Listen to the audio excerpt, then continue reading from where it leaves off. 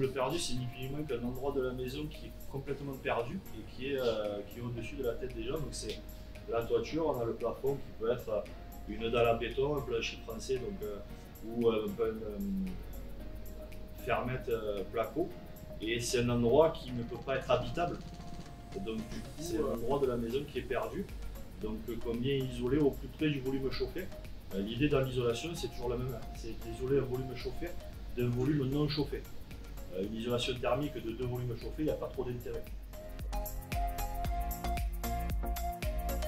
Donc ça c'est la laine de verre. Après, on travaille également sur de la ouate de cellulose. Donc on va dire que c'est le produit un peu plus premium par rapport à la laine de verre, dans le sens où la ouate de cellulose elle a un temps de déphasage qui est beaucoup plus important que sur la laine de verre. Sur les laines minérales, on est sur du 3 heures, 3 heures et demie de temps de déphasage. Donc le temps de déphasage, c'est le temps que va mettre la chaleur à traverser l'isolant. Et sur de la ouate de cellulose, on est entre 9h et 9h30. Donc c'est beaucoup plus important.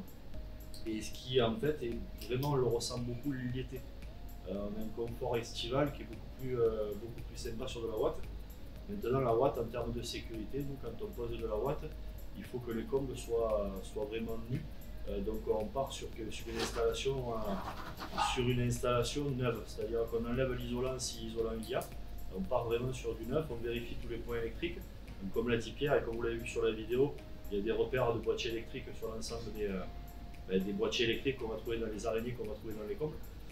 Et sur de la ouate, vraiment on fait un check-up complet des combles pour repartir sur quelque chose de neuf.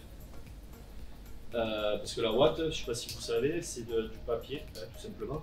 Là, c'est du midi-libre principalement. On travaille avec de la ouate de cellulose Cloudy.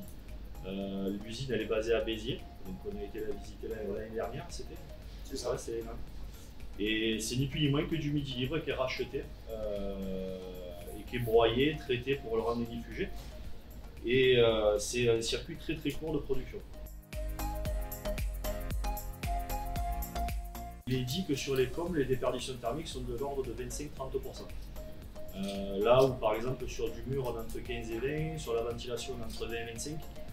Isoler ces combles, c'est le poste qui serait le plus rentable par rapport au rapport qualité-prix, on va dire. Rapport isolation-prix, en termes de coût, c'est pas excessif parce que bon, il y a des aides encore aujourd'hui. Il y a eu des aides, le fameux 1 euro. Justement, voilà, le 1 euro pour lequel on est toujours sollicité. Et les aides qui vont avec, donc voilà, du coup, où est-ce qu'on en est un petit peu aujourd'hui par rapport à ce 1 euro par exemple? Le 1 euro, il était possible quand les aides elles étaient très importantes, à savoir jusqu'au 30 juin de l'année dernière. Là où à l'époque on avait 20 euros et 10 euros d'aide au mètre carré selon les statuts des foyers.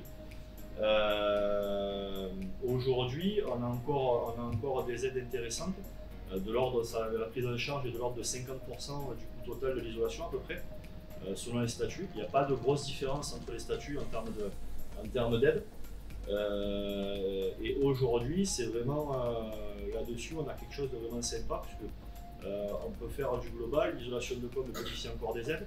Il n'y a pas encore ma prime rénov dessus. Est-ce qu'ils vont le remettre, est-ce qu'ils ne vont pas le remettre, on ne sait pas. Là aujourd'hui, c'est exclusivement les certificats d'économie d'énergie. L'isolation de comble perdu de centaines de mètres carrés, il faut compter 2 heures maxi, 2 heures et demie si on a des protections de spot à faire ou des écarts de conduite cheminée. Il faut compter 2 heures et demie maximum avec le café. Sur du comble aménagé, c'est plus le même travail, surtout si on part sur quelque chose qui est déjà existant. Donc il faut tout enlever, tout refaire, et du coup c'est plus du tout le même boulot. Mais on sait faire également. Là aujourd'hui, on est capable de proposer une isolation complète de l'enveloppe. Dans le comble perdu, depuis l'année dernière, donc, on a rencontré Michel, le patron de la société PPM Environnement, qui a inventé un produit qui permet rongeurs. Voilà, de rendre les combles désagréables pour les rongeurs. Pour dire des pompiers, 60% des incendies dans les combles sont dus aux rongeurs qui vont venir grignoter les fils électriques et créer donc des incendies. Et ce qu'il faut savoir aussi, c'est que la plupart du temps, vous n'êtes pas assuré pour ce type de problème. C'est-à-dire que si votre assureur est issu et qu'il trouve que c'est par l'intermédiaire du rongeur que vous avez eu un incendie dans vos combles, vous n'êtes pas assuré. Alors nous on a créé un répulsif qui est 100% naturel, et qui s'intègre à tous les types d'isolants qui sont projetés, que ce soit laine de verre, ouate de cellulose et les autres.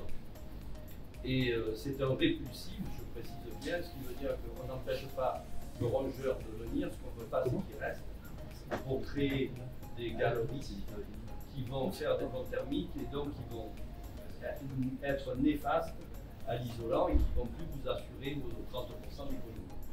Il y a des vidéos sur la chaîne YouTube de PPM où on le voit bien, il y a deux zones, deux bacs qui ont été l'un traité, l'autre pas traité. Et on voit que les rongeurs ils passent dans les deux et ils finissent dans celui qui n'est pas traité et ils commencent à faire leur galerie, etc. C'est vaut mieux travailler d'abord sur l'enveloppe, bien isoler sa maison et ensuite réfléchir à changer le système de chauffage. Parce qu'aujourd'hui, ça ne sert à rien de mettre une Ferrari dans une carrosserie de 2 chevaux. Un moteur de Ferrari, vous voyez ce que je veux dire? Vraiment de travailler sur l'enveloppe, on travaille sur l'enveloppe, vraiment on rend la maison bien isolée, qu'elle garde bien la chaleur, qu'elle garde bien la fraîcheur, etc. Et ensuite on y est au clair, voilà. Si vous voulez aller plus loin, vous avez cette possibilité-là, soit à la place de convecteur électrique, de passer sur de la pompe à chaleur RR, soit à la place d'une chaudière fuel, de passer sur une pompe à chaleur RO. Et tous ces éléments, rien que le fait de bien isoler, déjà les consommations vont descendre. Et on le voit, nous, quand on fait des. Moi, j'ai fait un chiffrage sur une maison pour laquelle l'isolation est mauvaise, les murs sont mauvais, il y a tout qui est mauvais. On part sur une bécane qui est beaucoup plus importante. Et on lui a fait la simulation avec une isolation, on reste en l'état. Donc, on est sur une S80, donc une haute température. Et on est parti sur une isolation complète, plancher, comble et mur extérieur. Et là, on part sur une bécane beaucoup moins puissante. Il n'y a pas besoin d'avoir une bécane aussi puissante que s'il n'y a pas d'isolation.